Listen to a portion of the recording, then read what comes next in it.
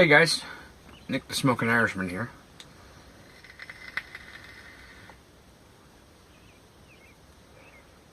I'm vaping, so that means that more than, well, it doesn't necessarily mean that, but I'm in the truck.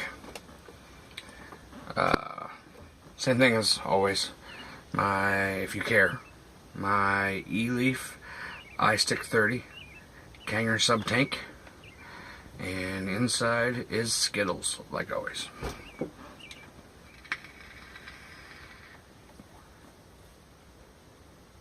We got a few minutes here, waiting to get loaded. Big line for the next load. So I thought I'd make a video real quick.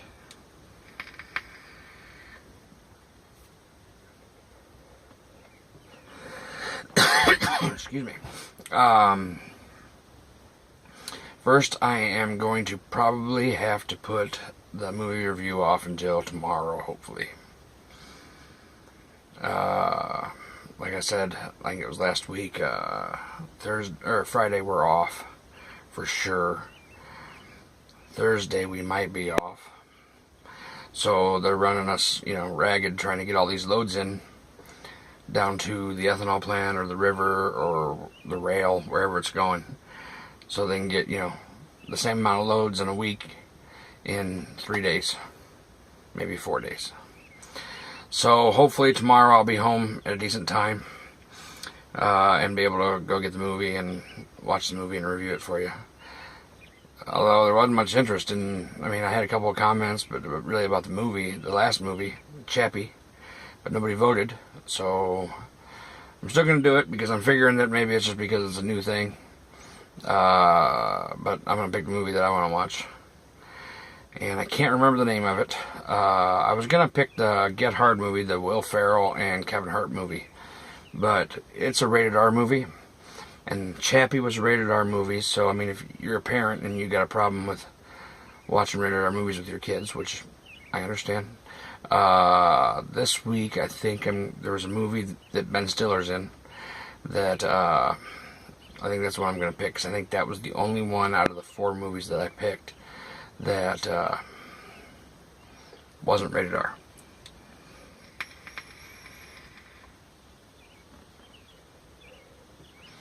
So I thought I'd jump on here and tell you guys that the movie will be tomorrow night, more than likely. And when I get home, because I don't have much internet driving where I'm at today, or data service where I'm at today, I can't get on there and in YouTube and mess around and release the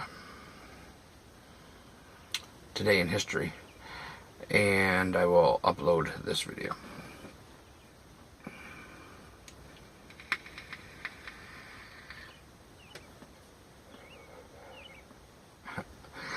But I thought I'd get on here real quick. I told you I was going to do some more stories from the road. So today I'm going to tell you, actually, probably several stories while I'm waiting. First story is going to be kind of a sequel to a story that I told just a couple weeks ago about the RedWinged Blackbirds that are territorial, and one was challenging me in the big truck. Today, I was driving back to the elevator to pick up a load to go back to the ethanol plant. And there's a red-tailed hawk. He wasn't too far away. And the only reason I really knew he was, I could see that he was a hawk, but the only reason I could tell that he was a red-tailed hawk was because he flew in front and landed on a fence post just a little ways ahead of me. And right behind him was one of these dumb red-winged blackbirds. And it flew up to him, and for lack of a better way of putting it, kind of buzzed his head, and flew right past him after he kind of, hit him or whatever, attacked his head, which in turn, I can only guess that you need to understand, I don't interrupt, you need to understand that I put a voice to just about everything. I don't know why, but I do. Which in turn, so back to that, in turn, after the red-winged blackbird hit the hawk, I can only imagine that it pissed the hawk off, because the hawk came up off of his fence post and flew up over top of that red-winged blackbird and plucked that red-winged blackbird straight out of the air. I can only imagine the red-winged blackbird flying after he hit that hawk going, "Ha ha, I took on the big hawk, ha ha ha." And the hawk going, "Oh boy, dude, you need to learn your place." And then the red-winged blackbird going, "See guys, look, I got him, look, I got him, where'd he go?" And the hawk came down and just plucked that bird straight out of the air. Kind of like how eagles do to fish. So that made me kind of laugh, because, I mean, I don't have anything against the blackbirds, but that blackbird was kind of mean to me. Not like he didn't attack me, but he was not going to let me pass the railroad unless I hit him, and I didn't want to hit him. So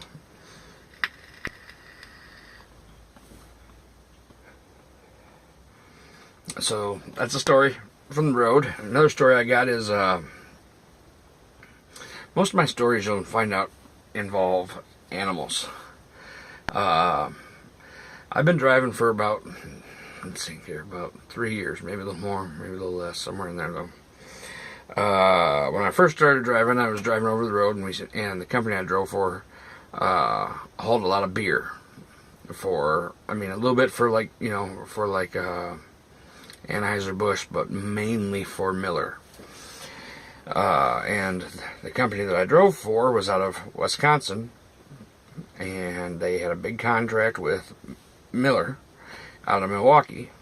And so I happened to be taking a load from, actually I was going from Albany, Georgia, which is, if I remember correctly, a little south of Atlanta. And I was coming from Albany, Georgia, taking a load to Milwaukee for interplant transfer.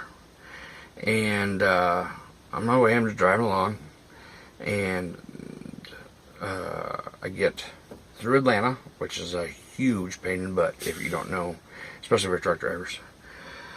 Truck drivers are not allowed in downtown Atlanta, which is fine, except for, because of that, the bypass that goes all the way around Atlanta is always congested. It's like 8 lanes and 4 one way, 4 the other, all that stuff. So I was just north of Atlanta. I had made it through Atlanta, just north of Atlanta. The lanes had gone down from 8 to 6. So, yeah, again, 3 going north, 3 going south. I think I was on 75. And I think that's the interstate. Anyway, that doesn't matter. So I'm driving along, and all of a sudden I see these cars that in the lane. I'm in the middle lane, because Georgia drivers don't enter and exit the interstate correctly. Again, if you're from Georgia, I'm sure it's not you, but and around Atlanta, people, in too much of a hurry, I guess.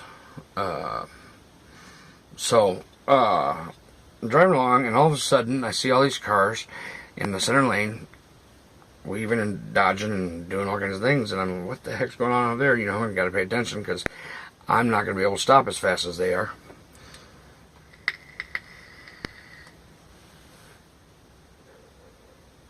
So after the car that's in front of me, he's a little ways ahead of me, being a good truck driver, keeping a good space. And after he moves, I see what everybody's moving for. In the center of the center lane, it was a turtle.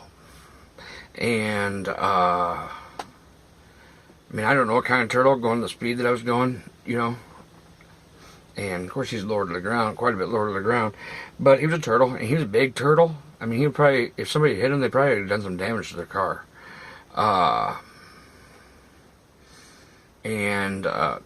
He looked like what, to me, and I don't know if Georgia has them, but he looked like what's called a loggerhead turtle. I know them as an alligator snapping turtle, but it's a big, kind of mean, aggressive turtle. He was big. He was good size. and he had made it. You could see the mud trail from him walking. He had made it obviously out of the ditch to my right, to the right of the northbound lanes, and had made it across the first lane and made it almost across the middle lane.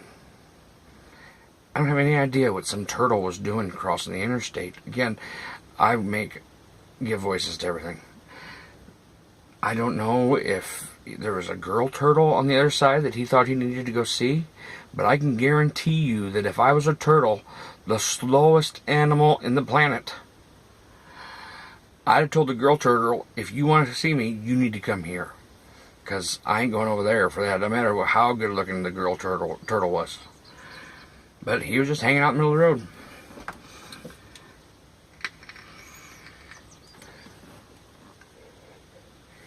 And in my 3 years of driving, the animal that I've seen the most on the road is a turtle. I mean, over deer, not birds don't count, but over a deer, dogs, cats, whatever. The animal that I've seen the most is a turtle, and the one that they have, well, not squirrels, but unusual things that you're not expecting to see, was a turtle. Yep. Just a couple weeks ago, I was delivering to another ethanol plant, my last load for the day, and I came out of the ethanol plant, and I'm driving along, and I could see something up in the middle of the lane, up ahead of me. And so I'm slowing down to see what it is, because from a distance it kind of looked like a log. And there was a truck coming at me, so I was waiting for him to pass me so I could get over in the other lane. As I got closer, it's a turtle who came out of the ditch and was sunbathing on the road. I'm sure it's because, the blacktop road gets quite a bit of heat, and, they get to regulate the temperature quite a bit, faster or whatever it is that they're doing. I know they're regulating the temperature, but whatever. He was sunbathing just out there. He was a good-sized turtle, too. Just out on this little 2-lane road going to the ethanol plant. All that travel it pretty much are the employees of the ethanol plants and tons of trucks. And he's out in the center of the road like this. Head up in the air. He don't care. He's got to the place that he wanted to get to, and he was. And just 2 days ago, I'm headed back to a different ethanol plant that we deliver to, or that we take corn to, and this little. I know a little bit about turtles because I'm a reptile guy, but it wasn't a box turtle, because like a box turtle's kind of like almost like a tortoise. So the only turtle, it had to be like a map turtle or a painted turtle. He was a little bitty guy, from what I could see. Maybe that guy, maybe that big.